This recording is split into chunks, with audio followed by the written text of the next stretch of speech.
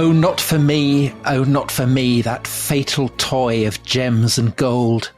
Blood on its ermined band I see, and thorns are in its silken folds. Let me the shaded pathway keep, remote from wild ambition's glare, nor lead me to that dizzy steep, for clouds and storms are gathering there.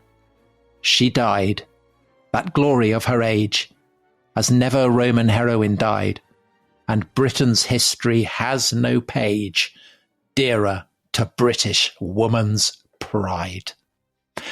That was a poem by the American writer Eliza Leslie. She wrote it in 1833, and it is about the subject of the last podcast we did and this podcast, Lady Jane Grey, Lady Jane Dudley, Queen Jane, however you want to call her, the 9 days queen, the 13 days queen.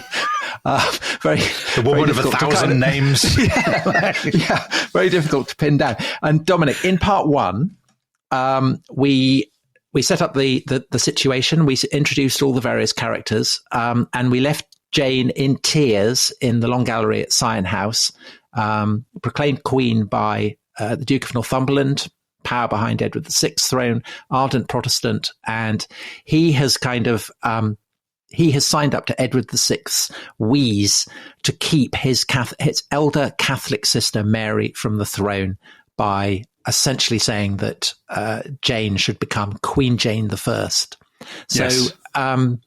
So that's the state of play. So Jane has burst into tears. How long does it take her to get her composure back and to agree to become queen? Presumably, I mean, what if she had turned around and said, "No, I don't want this. Mary's the legitimate queen," because she knew Mary quite well, didn't she? I mean, they were cousins.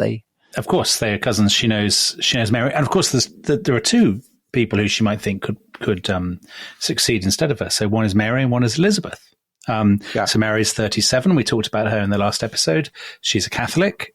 She's been a victim all her life. And the other person is Elizabeth. She's also been a victim in a way. She's 20. She's a Protestant. She could succeed too.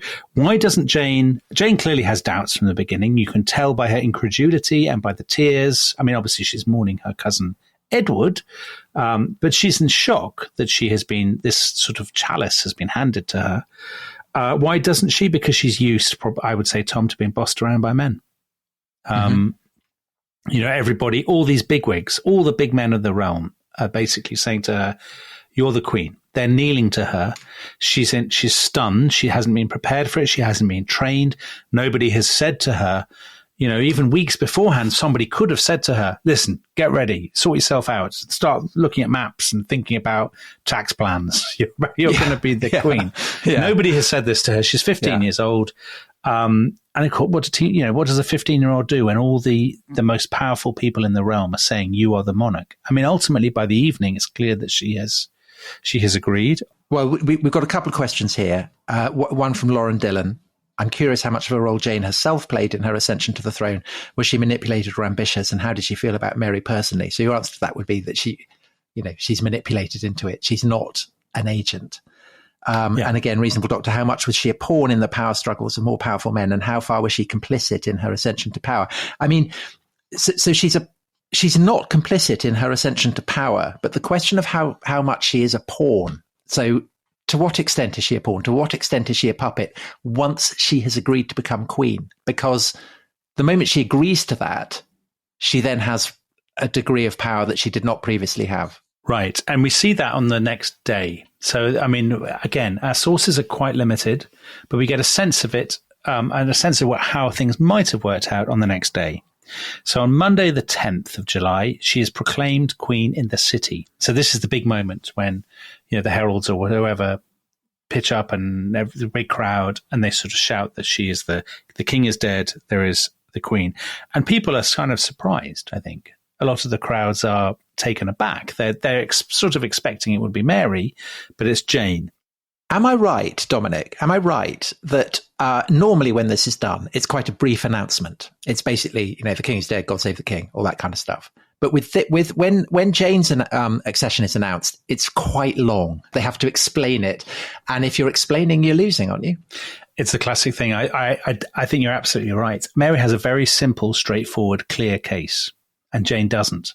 With Jane, you have to always explain why she's queen, why these other people have been cut out. Yeah. And I think that is obviously a problem from the very beginning. However, we'll come on to Mary in a second. Just stick with Jane and her story. Most people, I think, assume that the ambassadors and so on, the courtiers, she's got all the big men of the realm behind her. You know, she's going to prevail. This isn't actually going to be terribly contested. This is going to work out. There's no rioting in London. People aren't sort of roaring and rampaging through the streets. But there's no great enthusiasm, is there? No, there isn't a great enthusiasm. But don't forget, you know, Henry VIII had married wives. There'd been never any great enthusiasm for Anne Boleyn. In fact, when Anne Boleyn had gone through the streets when she had been crowned, she had complained to Henry VIII and said, everybody hates me and, you know, no one is cheering. So to have that, that's not unprecedented. You know, and once you're crowned, once it's happened, I mean, who cares if no one's cheering? You're the queen. They stage a big spectacle, as you would expect. She arrives in splendor at the Tower of London. She's splendidly dressed. All the family are there. All the bigwigs are there. Guildford is there. Right. Okay. So on the question of her family, there are two things, aren't there? The first is that her mother is carrying her train. And this upsets people because the mother acting as the servant to the daughter upends propriety. And in an age where propriety is incredibly important, this is seen as very sinister. But the other thing is essentially she refuses to allow Guildford to become king, doesn't she?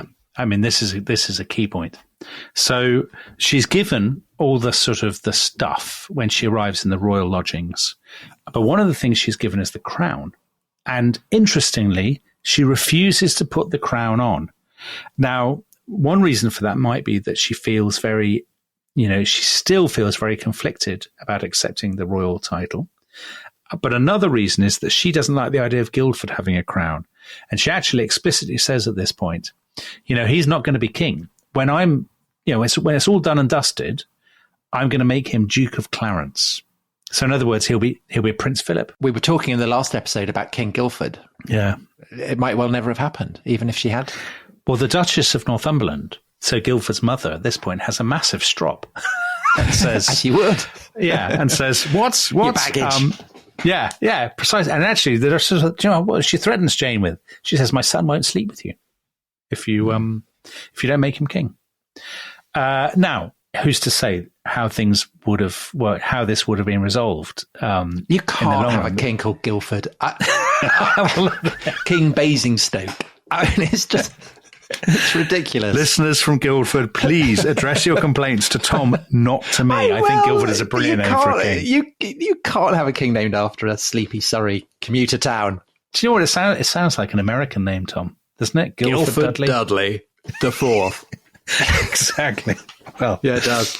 Well, Guildford is trying to act as a king, by the way, on this. So this is day one. I am king. Jane. Jane, tell them I'm king. I am king. Jane is very uncomfortable with the whole business. Now, one reason why she may be uncomfortable and why there is also a sense of disquiet around is a message has arrived from Mary. Mary has vanished. You know, Mary is gone. Right. And hadn't Northumberland tried to lure her in beforehand? By kind of he had, but shambolically. And I think this is what proves to me, Tom, or suggests to me, that this Northumberland, and we talked about this in the previous episode, so Jane's father-in-law, the guy who had been basically Edward VI's right hand, the person who's thought of as masterminding the hand of the king. Yeah, the hand of the king, precisely. Yeah. This is what suggests that he really hasn't masterminded this plot from the very beginning, because if he had, it would have been sensible to get Mary under lock and key and secure her person before putting all this in train. And he hasn't done that. Now, I think one reason he hasn't done that is because he's improvising. And the second reason is that everybody completely underestimates Mary. Dominic, just before we carry on with Mary, just a question from Joe Johnson. What is Elizabeth doing during Grey's 9 days? She doesn't seem to offer Mary any practical support in reclaiming the throne. Is she effectively waiting to see if Northumberland takes Mary out for her? Could Elizabeth have mounted a credible military challenge for the crown if that had happened?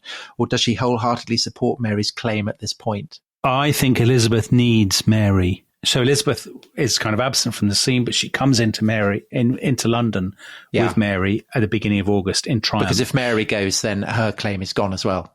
Yeah, precisely. So basically, Jane succeeding is not good news for Elizabeth because Elizabeth is out. And if Jane then has children, Elizabeth is completely forgotten. So remember, it's not just Mary as a Catholic who's been got rid of by the Jane stratagem. It is Mary and Elizabeth as illegitimate. So it's in Elizabeth's interest for Jane to fail. Absolutely. Northumberland obviously thinks, and the others think, I mean, so Mary, we talked in the previous episode about Henry VIII being at the centre of the story, Edward VI, but obviously ultimately it becomes a story about Mary. And if you want to tell it it's often a story of a kind of female victim, but it's also the story of a female winner, of somebody who's actually been a victim and suddenly turns the table. So Mary, all her life, 37 years, everybody has written her off as this pitiful drip, everyone's abused her. They've taken her mother away. They've told her that her religion is rubbish. They've harangued her own, brother. Yeah. That fantastic impersonation from the previous episode, which will stay with many lilisteners. I want you to become a Protestant. No. Yeah. Edward VI, trying to boss her around. Yeah. And, most of the ambassadors here in London, who are our best sources, so they're the ambassador to France, the ambassador to the Empire, they basically say, Mary's a bit of a loser, she's probably not going to prevail in this. The one chance they think, Northumberland's big worry, actually, I think realistically, is he thinks the Empire, so that's the Holy Roman Empire in Spain, Charles V, the great, and one of the two great superpowers, so the two superpowers of France and the Empire, he thinks, the Empire might try to intervene in a succession war. But you know what he's done? He's already squared it with the French, who are the counterweight. The French are quite happy with Jane becoming queen. Isn't Charles V writing to his ambassador and saying, who is this Jane person? Exactly. What's the family tree? So it's good to know that everyone was a bit confused. Exactly. They're as confused as our listeners from the previous episode, yeah. and indeed as us. So Mary has vanished. And actually what Mary has done is Mary has shot off into where's she gone to? Was it Framlingham? To Framlingham, isn't it? So Framlingham is in Suffolk. She's shot off into East Anglia. And she's thinking very fast. But at this stage, they don't know that. I think Northumberland thinks, everyone knew Mary would create a great fuss, but who cares about her? She's just a loser. She'll probably manage to whip up a few hundred peasants, some sort of mad Catholic squires or something, and we will just be able to disperse them. It's the usual story of Mary, always complaining. Moan, moan. Yeah, moan, yeah. Who cares? So what then happens in the next few days? Jane is in the Tower with Guildford. And, presumably we don't really know what they're doing, but I assume relations are not terribly frosty. Bit frosty. Because he's still very keen on being king. But anyway, they're both teenagers, classic. I mean, this is just teenage behavior going on in the Tower. Leave me alone. Yeah. And meanwhile, Northumberland, who is, appears to be the master of the situation, he makes an absolutely fatal mistake. And that is, he says, we need to obviously take some troops, go up and secure Mary, crush whatever little pitiful rebellion she's got going on in East Anglia. And he has the choice. Does he send someone to do it or does he do it himself? And we said in the previous episode, he's a military man. He's used to commanding. Yeah. He says, I'll do it. I'll take them. And so I'll do it myself. And so he leaves the capital at the end of that week on Friday, the 14th of July. And the probable expectation is that either he'll secure Mary or she'll just flee. She'll take ship and go off and spend her time moping around the court of Charles V. And he's leading a land expedition, isn't he? But he also dispatches some ships, a fleet, and these are armed with guns. Crucially, and this is the fear of imperial intervention. So basically, the fleet has been sent round the coast to try and block any attempt by imperial ships to, from the Low Countries to supply her with men or to land, reinforcements or something like this. And he takes, crucially, Tom, he takes cavalry and he takes some guns himself, but not a huge amount of infantry, because he thinks she'll probably be with some sort of mob of demented Norfolk, Suffolk peasants. And if we just shoot some guns at them and show them men on horses, they'll run away. They'll run away, and it'll be fine. Obviously we're not going to be fighting any massive battles. So off he goes. He gets to Cambridge on the 15th. And at this point, there are sort of reports. It's clear that the country is not happy. And why isn't the country happy? Well, because a lot of people probably have never even heard of Jane. Barely, they don't really. But everyone knows Mary, because Mary's the great hard done by sob story of Henry VIII's realm. So, I mean, on the question of legitimacy, and a question we'll come back to, I'm sure, because it's the big question, was Jane really a queen? Was she legitimate? I mean, a crucial part of a king or a queen's legitimacy basically depends on whether people think you're the king or the queen, doesn't it? Right. Yeah. I mean, exactly. And if they don't think you're the queen, then basically you're not.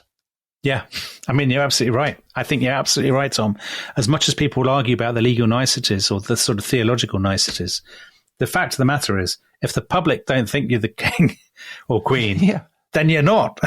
I mean, that it works on consent to some degree. Now, of course, constitutional experts will say, oh, no, it works because of important genealogical.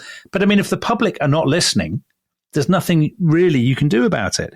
And what is absolutely clear, I think, is that irrespective of their religious views, most people deep down thought that Mary and Elizabeth were legitimate. They knew that Henry VIII had married their mothers. I mean, they're not stupid. Yeah, but also, I mean, just to say, despite Edward's patronage of the Reformation and the lengths to which he'd gone, I mean, it's still quite a minority sport, isn't it?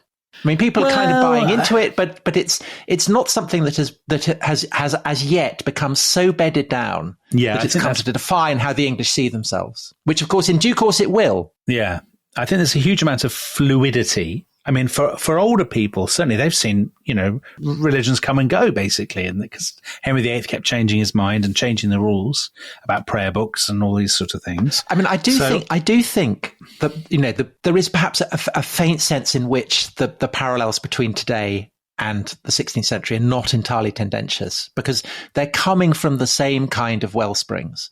And rather in the same way that, things that are cutting edge in academic circles and so on are really cutting through to the general public, but they haven't absolutely bedded down yet. And there's still a lot of resistance. There's, lots of people are unhappy about it, and lots of people don't really understand it or really know anything about it at all. I think that's right. Yeah, I think that's absolutely right. And I would guess you could say that the situation there is kind of perhaps gives you a sense of what the mood is like in England. I mean, obviously, mutatis mutandis, of course, but there's a certain degree there. There are lots of people who probably don't really, don't care is perhaps the wrong expression, because, of course, everybody's Christian, but are probably not massively au fait with the theological. It's just a lot of babble to them, and they just want to get along with their lives. I think there's also the Catholic Protestant thing has not, probably for lots of people, has not really hardened into two camps. So they know that Mary is loyal to the old ways, the former religious practices, but they don't see that as illegitimate or toxic or un-British, un-English rather, or any of those things. There are quite a lot of people who are upset at just how far Edward's reforms have gone, who are upset at seeing statues smashed and the rood screens pulled down and all this kind of stuff, and they want them back. They liked all that stuff, and they thought, why have these they probably think, why have all these foreign influence nutters who are far too enthusiastic about their religion smashed all our nice stuff that, as you say, a nice rood screen that we had saved up for in the church and we'd all contributed to. So, yes, I agree. So it's not, as you say, it's not absolutely set in concrete yet. So Mary, despite the fact that she's Catholic, there's her Catholicism is less significant to people than the fact that she is Henry VIII's eldest child. So while, Northumberland is marching into East Anglia, what's Mary doing? So Mary is sending out letters. And actually, when you look at the correspondence, her letters often don't even mention religion. They just say, I'm absolutely the legitimate heir. I'm the legal heir. And which is very strategically the right thing to do, right? It's absolutely strategically the right thing. I mean, she plays politically a very canny game.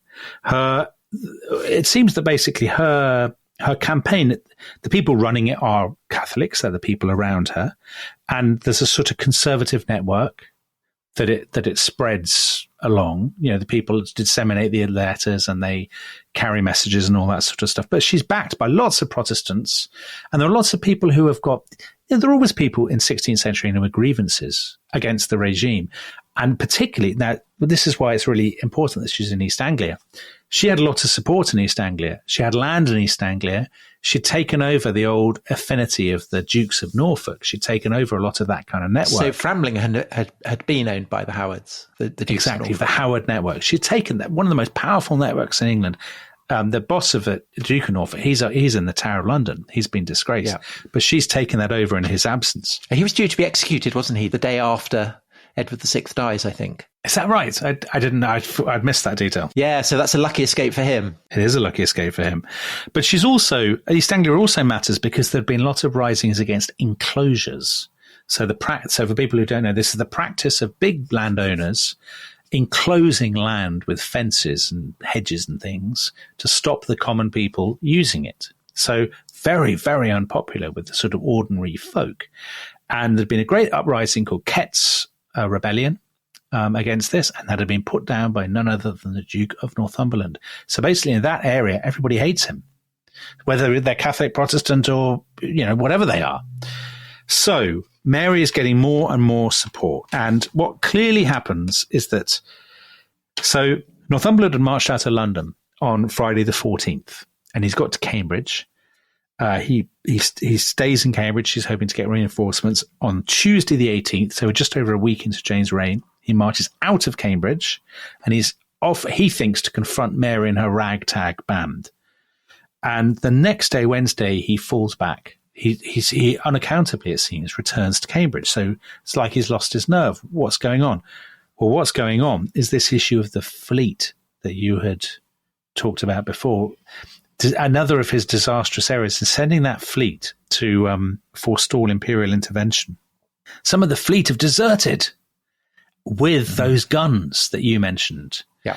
Now, they haven't done that because they're all, raging aficionados of the Bishop of Rome. They've done that because they haven't been paid. And basically Mary's agents say, "Oh, haven't you been paid? We'll pay you. Well, we'll pay you. Yeah, give us your guns. Come on, join she's the legitimate heir." And Northumberland, so this Machiavellian conspirator, he knows he can't defeat Mary with all these guns and the fleet. He's falling back. And the same day, Wednesday the 19th, is the same day that a lot of the Privy Council back in London, with Northumberland not there. Yeah. Whoa. They're like, this not working out. This hasn't gone as we'd thought. So Eric Ives in his book says, the key factor is this is the moment where basically they have to decide. Are they going to raise troops themselves to help him, or are they not going to? And actually, when push comes to shove. Yeah, not doing something's easier, isn't it? Not doing something is easier. They start thinking, you know what? I mean, it was a stupid, the public, they're getting reports in from kind of gentry people that they know, saying, Jane, who's Jane? I mean, why aren't we backing Mary? And they start to, it's like the sort of strange alchemy of a particularly bitter Tory leadership race. Yes. We always hated him. Yeah. We never voted for him. Yeah, I never liked that. Everything he did was rubbish. Right, exactly. They're Sajid Javid in this analogy is what they are. That's all. Yes. Yeah. So the councillors on that morning, Wednesday morning, they say, actually, we've changed our minds. We never really backed Jane. And so that afternoon, yet again, in the city of London, somebody proclaims, "Oh, it's actually Mary who's queen." And this time the city is delighted. The city, and I think that's, in a weird way, this is a very long running story because England had always been very, very favourable to Catherine of Aragon. People had loved Catherine of Aragon. She was really popular, and people had always felt really sorry for her. So when she was being shuttled around all the various houses that Henry VIII sent her to, there would always be crowds weeping and shouting, "God bless you, Mom," and all this sort of thing. Yeah. And this is basically how people think of Mary as well. They don't think of her as Bloody Mary. They think of poor old Mary, and finally she's going to get her chance in the limelight. So there's bonfires and there's bells. Of course, poor old Jane. What's she doing? She's just sitting in the tower squabbling with Guildford. Yeah. And she's just completely forgotten in all this. I mean, that's the sort of the question before about her agency. Yeah. She has no agency at all. She's just sitting there in the tower, and eventually people say to her, oh, you know what? You're not queen after all. Sorry. It was all a mistake. Yeah. So, and Northumberland gets arrested in Cambridge, doesn't he? He does. Yeah. He again, it's interesting. He supposedly this sinister kind of bearded Machiavel. Yeah. And his black doublet and hose. Yeah. He just completely rolls over. Oh dear, I've made a terrible mistake. Whoops. I mean, Mary takes her time. She makes this triumphant progress, and she comes into London on the 3rd of August, with Elizabeth at her side, because obviously this is in Elizabeth's interests. Yeah. So the 9-day, 13-day issue. Well, let's call it 9 days. So 9 days from when she gets told that she's queen. Although, if you think she was queen, then obviously it's 13-day span. Yeah. On what day is she told you're not queen in a kind of official way? What's the guillotine that drops down that makes it the 13th or 9th day? I think it's the 19th. The 19th, because it's the Privy Council. That's when the Privy Council proclaim Mary is. So the Privy Council basically say no. And so she gets told you're no longer queen, and she's already in the Tower. And of course, the Tower can be simultaneously a palace and a prison. And it's pretty much what happens, I guess, to the princes in the Tower, that, 1 minute one minute they're royal, and the next minute they're one minute you're in a luxury hotel, the next minute you're in the basement. Chained to a radiator. Yeah. Well, it's not that bad, is it? I mean, they're not treated like, they're treated with the dignity appropriate to their rank. And of course, Mary was very fond of her, right? I mean, Mary doesn't want to execute her. No, not at all. So she gets put up, as is often the way, she gets put up in the sort of jailer's house, and she has servants, and she has dinner with the jailer. And I think she hobnobs a little bit with Guildford at the beginning. I don't know whether relations have improved. Well, I think they're starting. No, I think it does improve. Because the issue now, she starts to refer to him as my Guildford. Yeah, well, of course, yes, we'll come on to this. I love you, Jane. Always loved you, Jane. I never wanted to be king. Oh. But Mary, once she's installed, she explicitly says to a foreign visitor who records this, he says, what are you going to do? Are you going to pardon people? Are you going to try them? How are you going to handle this? And she says, as to Jane of Suffolk, whom they had tried to make queen, she, i.e. Mary, could not be induced to consent that she should die. 3 days before they went to fetch her from Sion House to take her to the Tower, this is Jane, and make her entry into the town as usurping queen, she knew nothing of it, nor was she ever a party, nor did she ever give her consent. So Mary explicitly says, my conscience will not allow me to execute this child. Okay, so Dominic, what everyone knows about Lady Jane Grey is that she does end up having her head chopped off. So I think we should take a break at this point, and when we come back, we'll look at how it is that Jane does end up losing her head. We'll be back after the break and carry on with this tragic story. This episode is brought to you by Rocket Money. Tom, we often talk about how to organise our finances. I'm very conscious that I'm paying for a lot of mad subscriptions. And there's one thing that we've talked about often on this show. It's the thing that we probably hate more than any other, and it's a hidden fee. I would love to get my finances under control. There are all these things piling up on our bank statements, and I think I need to fix this problem. I need to sort this out and to stop this. I mean, my finances are so chaotic that I need this app. So I'll tell you what it is. It's called Rocket Money. It's a personal finance app that helps find and cancel your unwanted subscriptions. It monitors your spending, and it helps to lower your bills so that you can grow your savings. With Rocket Money, you can track all of your subscriptions, and you can easily cancel within the app with just a few taps, saving you time, avoiding charges. And you can also set budgets and goals and get personalized insights and regular reports to track how you're doing. They will even send you real-time alerts for large transactions, upcoming bills, refunds, and even low balances. So let Rocket Money help you reach your financial goals faster. Join at rocketmoney.com/ishistory. That's rocketmoney.com/ishistory. rocketmoney.com/ishistory.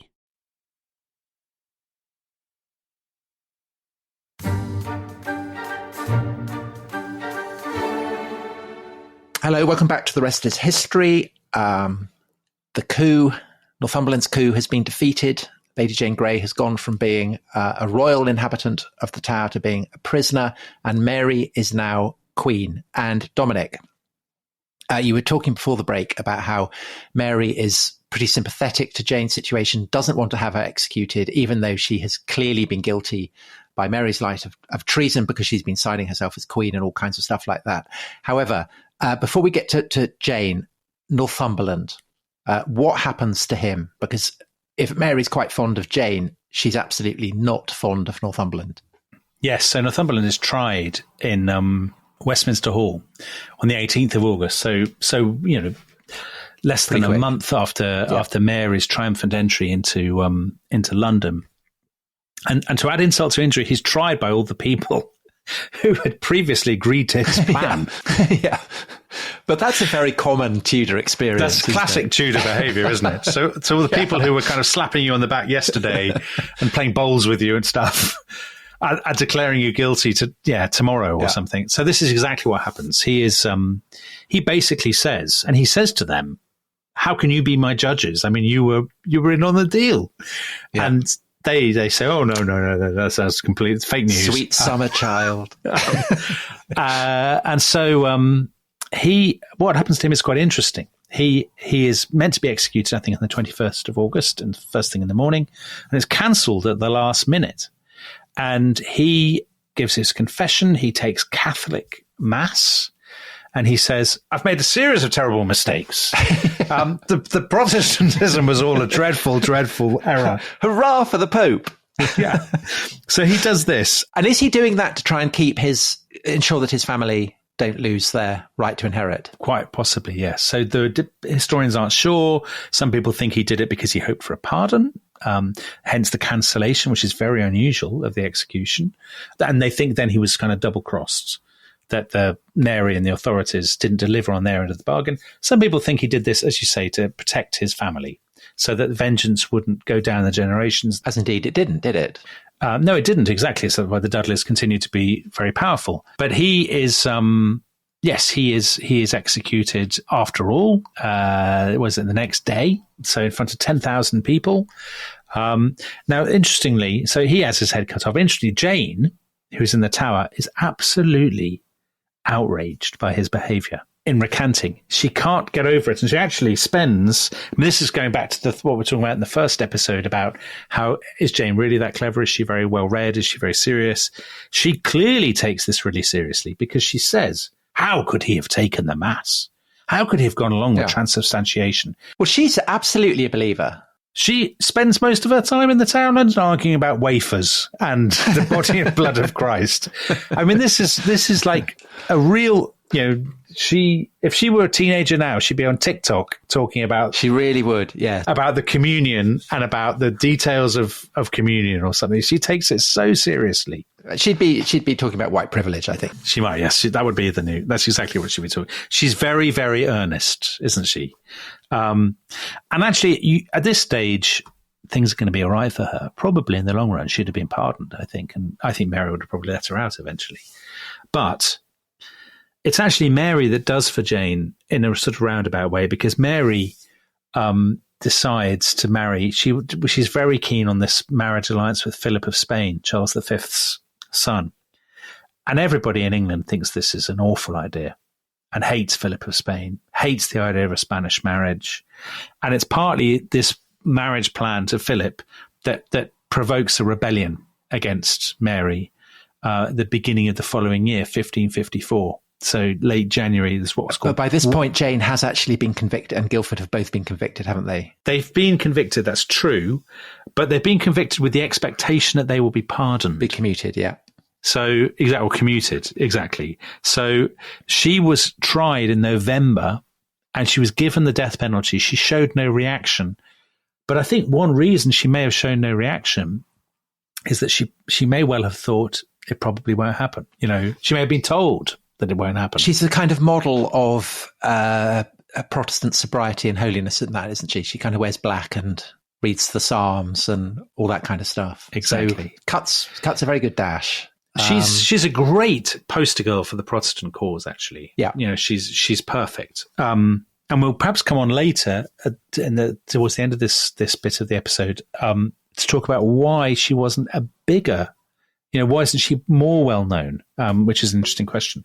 But anyway, so she's got this kind of sentence hanging over her that's probably going to be suspended, and then there is a rebellion led by the son of a poet, isn't it? Yeah, Thomas Wyatt, the poet. So Thomas Wyatt Jr., I suppose he would be called now. Yeah. Thomas Wyatt the younger. He leads the rebellion. Her father, I mean, disastrously and unbelievably foolishly, they all get involved. I mean, why would you do that? Well, they do that because they're true believers, I suppose. They're proper Protestants. They don't like Mary. They believe in it, and maybe they think they're going to. The rebellion is a shambles. Mary's able to put it down, and at that point, Mary basically. Why does she get rid of Jane? Well, Dominic, before that, so Henry Grey, her father, he has his head chopped off, and you know that it was kind of preserved, a bit like Oliver Cromwell's head. No, I did not. And I think it got found in a crypt. When was it found? I think in the 19th century, and it got buried quite recently. And where is it now? Some church in London. Oh, so I just throw that out as a kind of interesting tidbit. We should go and visit it on one of your walks, Tom. I might do that. Yes. Yeah. Yes. Tudor Head walk. So Jane, Mary basically says she's got to go. Yeah, exactly what happened. So she and poor Guildford have got to go. Yeah, so Guildford has his head chopped off first, doesn't she? So this is when Jane says, "My poor Guildford." Yes, exactly. She sees him walk out. Here's the chop, and then sees his headless corpse being come back. She supposedly watches the whole thing. So the audience is the crowd is quite small. There's not a lot of people there, as there had been for some big sort of executions. So in Northumberland, there were 10,000 people that we don't know, but probably not that many people to watch Jane's. Guildford goes first. The ladies in waiting say to Jane, "Don't watch, don't look, for God's sake." She watches the whole thing and says, "Oh, Guildford, Guildford," in that very moving way that I've just done. And then she goes down. She's all in black, as you said. She's got a prayer book. She's very composed. And she gives this very kind of, the classic Tudor execution speech. But it's very, in the long run, it's upsetting, isn't it? So she does give this speech, and she's incredibly brave. Yeah. There's no hint of, I just began, there's none of that at all. And the executioner asks her forgiveness, and she gives it. And she says, please make it swift. And he says that he will. And then she gets blindfolded. Oh, it's an awful moment, this, isn't it? And then she can't find the block. Yeah. She can't find the block. But just, and she cries out, "What shall I do? Where is it?" And, one of the guys has to kind of help her towards it.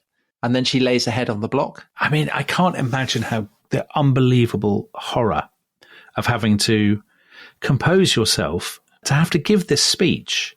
The formula, there is a set formula, which is that you confess your sins, and it's expected that you say, even if you don't think you are guilty, you say you're guilty, as people always did. She gives this speech, and actually there's a couple of things that would appeal to you, Tom, because she's still doing theological argument in her speech. To the end. So she says, "I look to be saved by no other means, but by the mercy of God and the merits of the blood of his son, Jesus Christ," i.e. salvation by faith alone, which is very Protestant. And then at the end, she also says, "Good people, while I'm alive, I pray you to assist me with your prayers," i.e. don't bother praying for me after I'm dead. Not after I'm dead, yeah. Because that's a mad papist superstition. Papist tosh. So she's still going. Yeah. Right at the end, she's still going. And she's still got this composure. But then, as you say, when I think the executioner blindfolds her, that must be being blindfolded is scary anyway. And that must be the moment when the panic, the horror kind of, really breaks in. Somebody guides her to the block. And then she says, "Lord, into thy hands I commend my spirit." And then bang, her head is cut off. Okay, so Dominic, a question from Archive of the Past, and it's the obvious question. Had she lived, would she have been a good ruler? Impossible to know. Absolutely impossible to know. But it's looking quite good, I would say. She's clever. She's modest. She's shrewd. She understood, not to give in to Guildford, for instance. That's quite... But, Tom, the two female rulers that... England had in the 16th century, Mary and Elizabeth, were so seasoned by comparison with Jane, weren't they? Mary had suffered for almost 40 years and had so much time. Elizabeth had also sort of been through the ringer, had nearly, been in fear of her life. Yeah. Jane is so callow by comparison, no matter how clever she is. And she's got the problem of the Northumberland family, the Dudley family. I mean, that would have been a massive issue, wouldn't it, don't you think, in the long run? So related to that, question from Douglas Fife, I'm really interested in whether there is an alternate timeline where she could have held onto the throne. Was there any way it could have happened, or was Mary's succession always guaranteed? I think there's definitely an alternative timeline. And that timeline is one in which Northumberland seizes Mary first, probably Elizabeth as well. He's more ruthless. If they're seized and they're immediately thrown into the Tower, and then, there's no uprising or something to free them, then she's queen at the end of the year, and then she's queen. Right, but she does have her head chopped off. And so earlier you posed the question of why is she not kind of celebrated more as a martyr? Well, I think it's because of Elizabeth. Because she messes with the Mary Elizabeth narrative, doesn't she? Because if Jane is the great martyr, then Elizabeth's not legitimate. Yeah. And if Elizabeth is legitimate, then what's Jane even doing there? And I think that's the issue. I think you can imagine a scenario in which Elizabeth had dropped dead or something, and Mary is succeeded by somebody else, and they then said, "Oh, poor old Jane. Oh, she really was a queen." This is one reason I think why she's not considered a queen.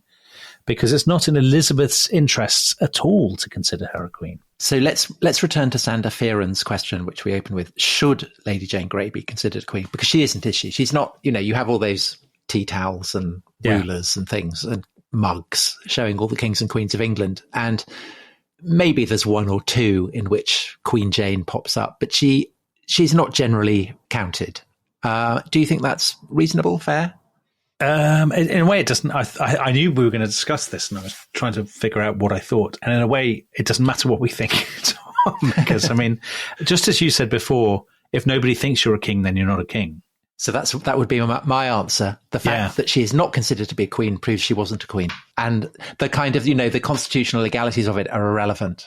Because if you're not considered a queen, you're not a queen. In the same way that Matilda, back in the 12th century. There was a legal case, Henry I was her father. He wanted her to become queen. She was constantly zipping this way and that, running around in her nightclothes, all that kind of stuff. Yeah. But she's never considered to be a queen because, she's not rated as queen because people don't think she's a queen. And same with Lady Jane, I think. If you don't have your own entry in the Ladybird Kings and Queens of England, then you're not. And I think the truth of the matter is, you all know this far better than me, but with Roman emperors, there were lots of pretenders and usurpers and things. People called it Basiliscus or something in the Eastern Roman Empire. Are they all counted? I mean, sometimes they were emperor they ruled parts of the empire properly in a more meaningful way than Jane did. And they're still not really counted in the lists. I would say with this, she's in inverted commas queen for such a short period of time. She spends the whole of it pretty much cooped up in the Tower of London with poor Guildford. I mean, I'm not going to count him as king. That's for sure. No, we're certainly not. I mean, and I think that what you say about the way that both Mary and Elizabeth had an absolute interest in writing her out of the story. I mean, they couldn't completely, but the pathos and the drama and the nobility that she displays on the scaffold, I mean, it has it all. It's one of the great execution scenes. But if you had your top 3 Tudor executions in terms of their resonance with the public, I'd go for Anne Boleyn. Anne Boleyn's number 1, surely. Thomas More. Yeah, I hadn't thought of Thomas More. Probably Mary Queen of Scots. I mean, they're kind of the brand leaders. And Jane's execution she's not podiuming. Even Thomas Cromwell, Tom. Or what about Cranmer with his hand in the fire? Yeah. Yeah, and I think Jane suffers, doesn't she? Because the Tudors have a surfeit of heroines. So people choose their favourite wife of Henry VIII. Yeah. Well, we're going back to the way in which everyone's female. Yeah. So, and she's eclipsed ultimately by Elizabeth, I suppose, as a Protestant heroine. I mean, there was a brilliant painting. I mean, I expect both of us, by the time this goes out, both of us will probably have used this painting to publicise the episode on social media, by a French painter called Paul de la Roche. It's the most famous single image of Lady Jane Grey, and it was done in 1834. That's the one where she's groping after the block, isn't it? And she's been blindfolded. And she's terrified, and she's surrounded by men in black. There's this scene of this sort of saintly figure. She's wearing white, which is completely wrong. So it's this sort of this maiden almost suffering the kind of violation of the violence of the men. But it is the most upsetting moment, isn't it, in the story? Yeah, it is. It's the single most upsetting moment in the story. And that painting was clearly influenced by the execution of Marie Antoinette. So it's kind of merging the two. But it does, I think there's something about Jane's story which is different from a lot of these. So Anne Boleyn had, she'd conspired effectively to get herself to the top. Cromwell, More, they were men of politics. They knew the rules of the game. Jane was forced into a game completely against her will, really. Her tears were more than justified. Absolutely, they were. I know, Tom. Are you feeling moved at the end of this double header? Yeah, I am. Oddly, it's the detail that she had freckles. Oh, I think what a lot of people take from this, Tom, is that thing at the very beginning of the first episode where we agreed that if we were catapulted back into Tudor England, I would be chosen as king. Mm. But I don't think it's just because of the sun. I think it's also because of my immense martial qualities. I see myself as kind of Henry VII figure. Do you? Devious, cold, chill, calculating. What am I? Henry VIII? Yeah, you just charge over a cliff. That would be my expectation. Well, probably unfair. Very unfair. I suspect both of us would end up on the block, to be honest. I think we would. I think if I was anybody, and I know this is a terrible cliche and I apologise to everybody, but I think I probably would be Thomas Cromwell. In your dreams. Tom, you are so Thomas More. You can't deny that. On that ludicrous note. I mean, he's wearing a hair shirt as we speak. The patron saint of politicians, Dominic. The patron saint of politicians. Yeah, that does not. On that note of ludicrous self-promotional fantasy from Dominic Sambrook, we will say we'll bid you farewell, and we will be back soon. Thanks very much for listening. Bye-bye. Bye-bye.